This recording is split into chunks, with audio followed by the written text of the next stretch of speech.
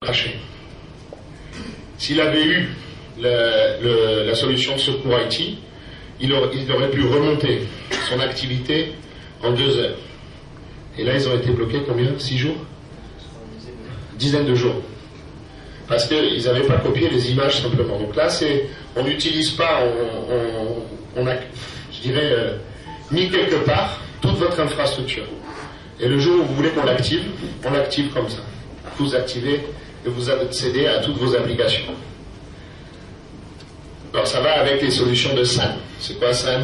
Storage Area Network. Donc c'est des solutions toutes simples de sauvegarde. Vous voulez seulement que ça soit sauvegardé en dehors de votre entreprise. Alors aujourd'hui, le réseau télécom permet de faire ça.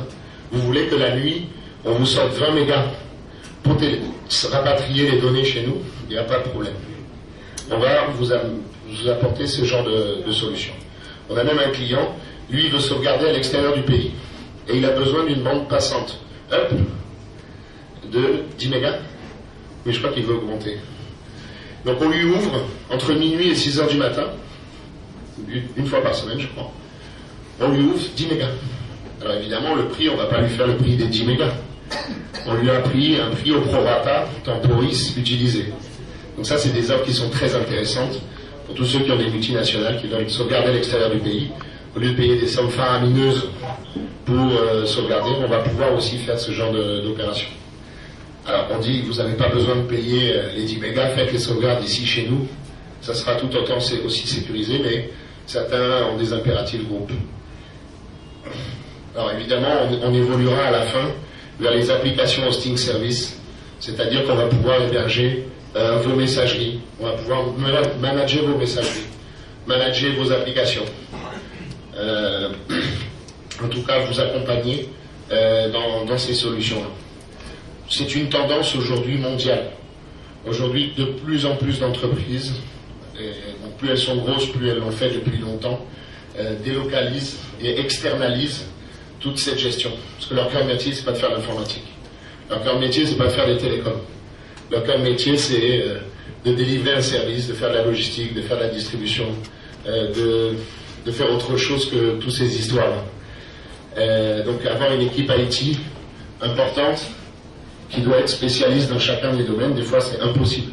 Donc il va falloir mieux externaliser un certain nombre de services.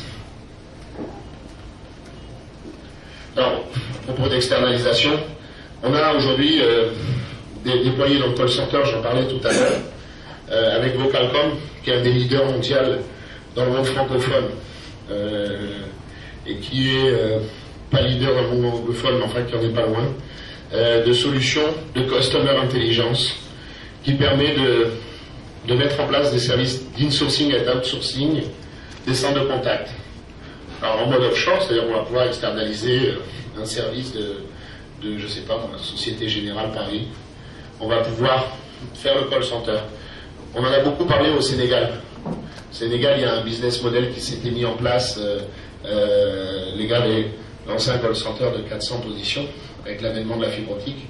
Ben, aujourd'hui, on va pouvoir faire la même chose au Cameroun. Alors en plus, ce qui est intéressant pour la petite histoire, au Cameroun, il y a une caractéristique au Cameroun que personne n'a dans le monde.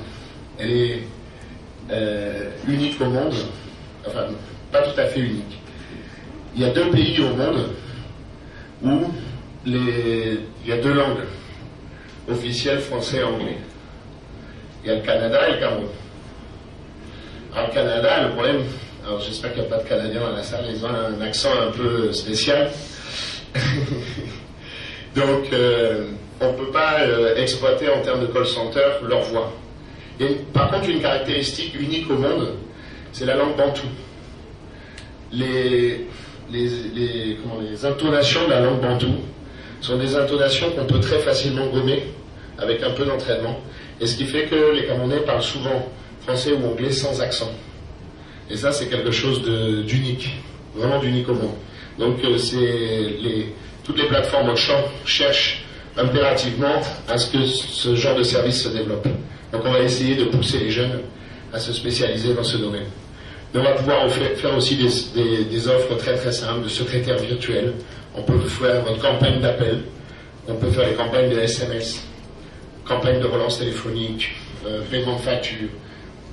n'importe quel service qu'on peut imaginer, qu'on peut externaliser vers notre équipe, jeune certes, mais qui commence à devenir de vrais professionnels.